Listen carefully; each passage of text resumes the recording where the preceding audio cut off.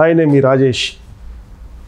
CPM party నుంచి CPM party అని చెప్పుకుంటూ కొంతమంది విశ్లేషకులు వచ్చి సమాజాన్ని ఉద్ధరిద్దాం అన్నట్లు చెప్తున్నారని వీకెండ్ కామెంట్ బై ఆర్కేలో ఆయన రాసుకొచ్చారు. అసలు వాళ్ళ పార్టీకే మనుగడ లేదు, ఇంకా వీళ్ళు చెప్పే మాటలు జనాలు ఎవరేమో నమ్ముతారు, అది ఎందుకు వీళ్ళు జనాలకి ఏం చెప్దాం అనుకుంటున్నారనే యాంగిల్లో ఆయన వీకెండ్ కామెంట్ బై ఆర్కేలో రాసుకొచ్చారు. అసలు ఆ వాళ్ళ విశ్లేషకులు ఎవరు, అసలు వాళ్ళు ఎందుకు విమర్శించారు, సీనియర్ జర్నలిస్ట్ సిఎస్ రావు గారిని అడిగి తెలుసుకుందాం. సిఎస్ రావు గారు, వీకెండ్ కామెంట్ బై ఆర్కేలో సిపిఎం పార్టీ నుంచి వచ్చి విశ్లేషకులుగా వచ్చి సమాజానికి ఏదో చెప్తామని చెప్తున్నారు, వాళ్ళ పార్టీకే మనుగడ లేదు, ఇంక వీళ్ళకేముంది, వీళ్ళు చెప్పే మాటలు బోగస్ మాటలు, అది వీళ్ళు అంటే అన్నట్లు రాసుకొచ్చారు.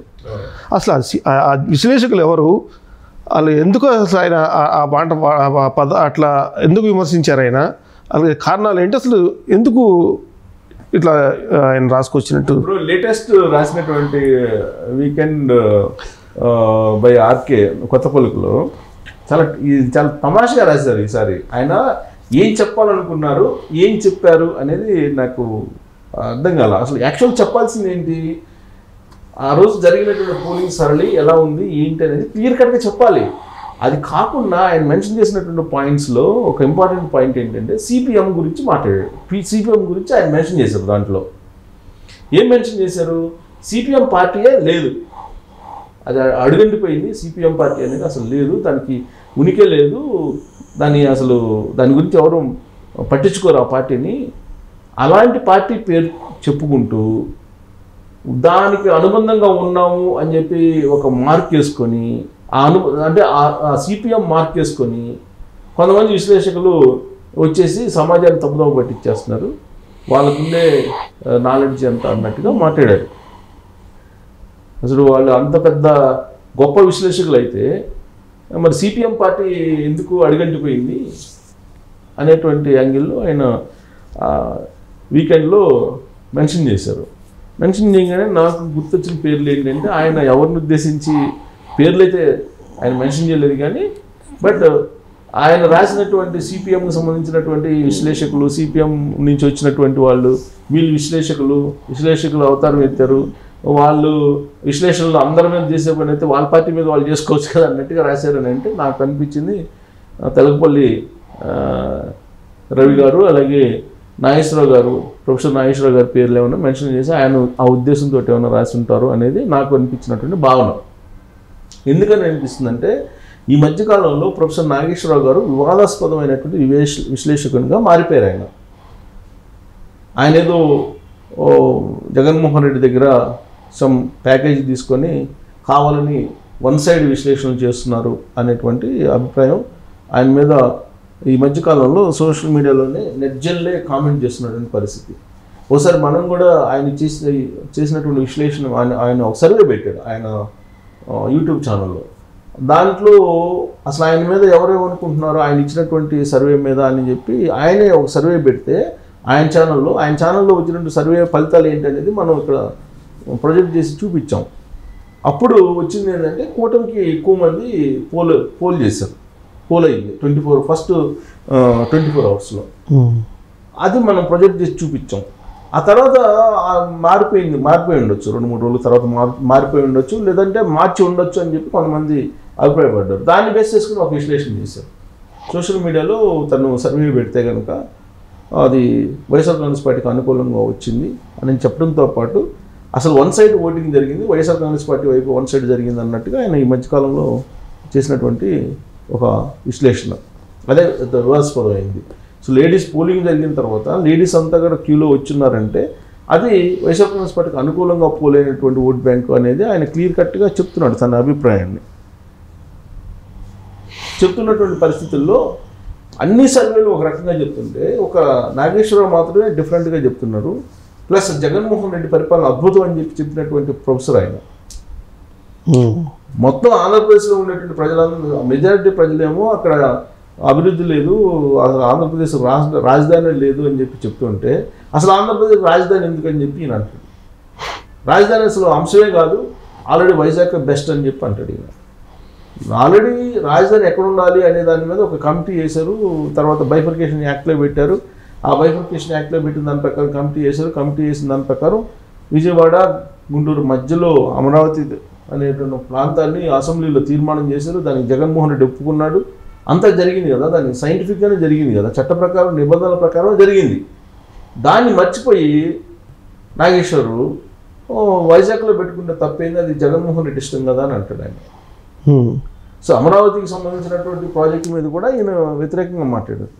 తర్వాత జగన్మోహన్ రెడ్డి అక్కడ అద్భుతంగా పరిపాలన చేస్తున్నారు అని చెప్పినటువంటి ప్రొఫెసర్ ఈయనే. అలాగే తెలగపల్లి రవి కూడా కొన్ని విశ్లేషణలు అనుకూలంగా ఫస్ట్ నుంచి అనుకూలంగా ఉంటాడు. ఆయన అనుకూలంగా వాయిస్ ఉంటుంది. ఎందుకంటే చంద్రబాబు నాయుడుకి కొంచెం వ్యతిరేకంగా మాడుతుంటారు వీళ్ళు. సో వీళ్ళు మళ్ళీ సర్వేలు చేయకుండానే సర్వేలు చెబుతుంటారు. ఇప్పుడు సర్వే చేయాలని అంటే పబ్లిక్ నాడి తెలుసుకోవాలన్నా, లేదంటే ఆంధ్రప్రదేశ్లో ఉండే గ్రౌండ్ రిపోర్ట్స్ తెలుసుకోవాలన్నా కానీ దాని మీద ఒక టీం ఉంటుంది, ఒక సర్వే సంస్థ. అట్లీస్ట్ ఆ సర్వే సంస్థ ఇచ్చినటువంటి రిపోర్ట్స్ బేస్ చేసుకున్నా చెప్పాలి.